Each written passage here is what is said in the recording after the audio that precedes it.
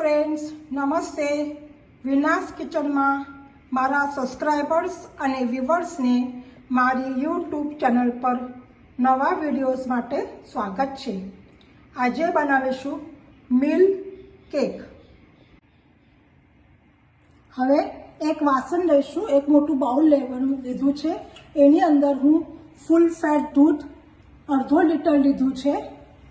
હવે એની અંદર milk powder છે એ નાખવાનું છે. આ બધું નીચે રાખીને જ કરવાનું છે, ગેસની ઉપર રાખીને અત્યારે કરવાનું નથી. ખાંડ છે એ લેવાનું છે, એની અંદર નાખીશું. દૂધની અંદર પહેલાં મિલ્ક પાવડર નાખ્યું, હવે ખાંડ નાખી છે, પછી હવે ઘી નાખીશું.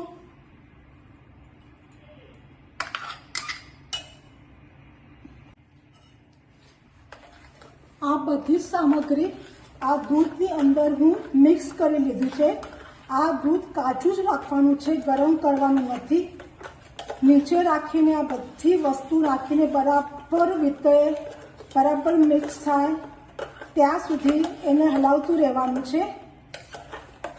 તમે જોઈ શકો છો આવી રીતે હલાવતું રહેવાનું. હું ગેસના ઉપર રાખેલું નથી, ફ્લેમ ઉપર અત્યારે નીચે જ રાખેલું છે.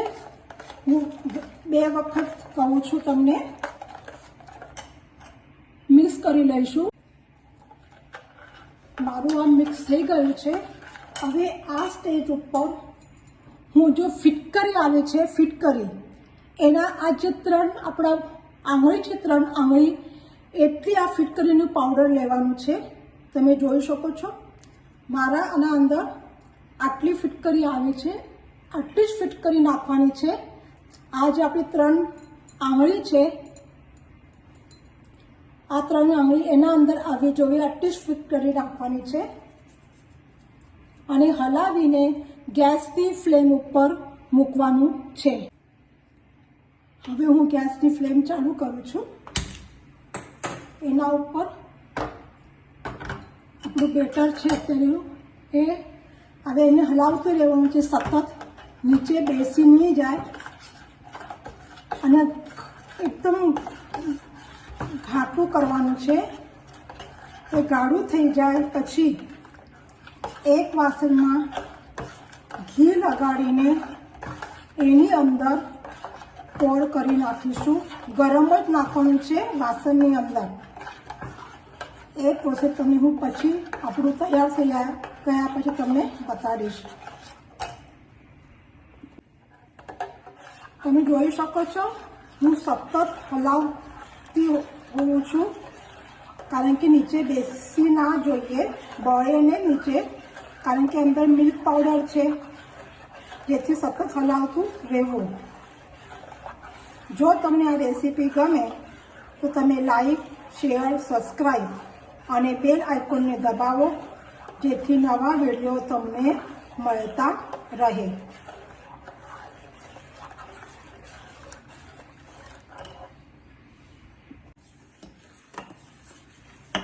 આપણો દૂધનો કલર પણ બદલાઈ ગયો છે, થોડોક પીળાશ જેવો થવા લાગ્યો છે અને થોડો ઘટ્ટ પણ થયો છે. તમે જોઈ શકો છો.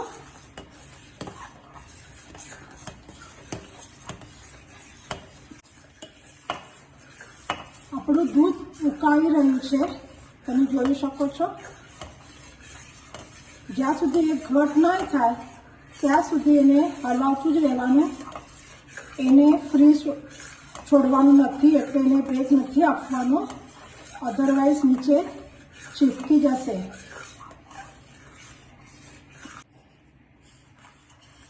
હવે આપણું જે દૂધ છે તમે જોઈ શકો છો ઘાટું થવા લાગ્યું છે થોડું. તમે જોઈ શકો છો ઘાટું થશે ધીરે ધીરે. તમે જોઈ શકો છો આપણું દૂધ તૈયાર થઈ ગયું છે.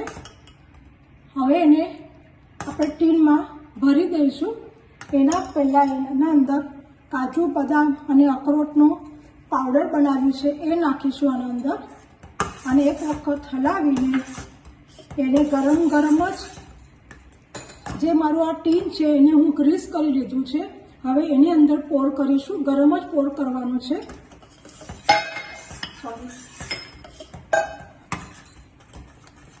ગેસની ફ્લેમ આ સ્ટેજમાં હું બંધ કરું છું. આ જે મિલ્ક કેક છે એ સારી રીતે શેકી લેવાનો છે. લગભગ બ્રાઉનિશ દેખાય પછી એને ટીનમાં નાખીશું. તમે આવી રીતે ઊભા ટીનમાં જ નાખવાનો છે. સ્પ્રેડ ટીનમાં નાખવાનું નથી, ઊભા ટીનમાં નાખવાનું છે. જેથી સ્ટીલનો નાનો ડબ્બો હોય એની અંદર નાખીને અંદર રવા દેવાનો છે. ઠંડો થાય પછી એકાદ કલાક માટે ફ્રીજમાં રાખીને બહાર કાઢીને એના પીસીસ કરી લેવાના છે. આપણો મિલ્ક કેક તૈયાર થઈ ગયો છે. તમે જોઈ શકો છો એનો ઠંડો પણ થઈ ગયો છે અને હું ડિમોલ્ડ કરી મૂક્યો છે પ્લેટની અંદર. તમે જોઈ શકો છો. તમે ચોક્કસ એક વખત ટ્રાય કરજો. Thank you for watching.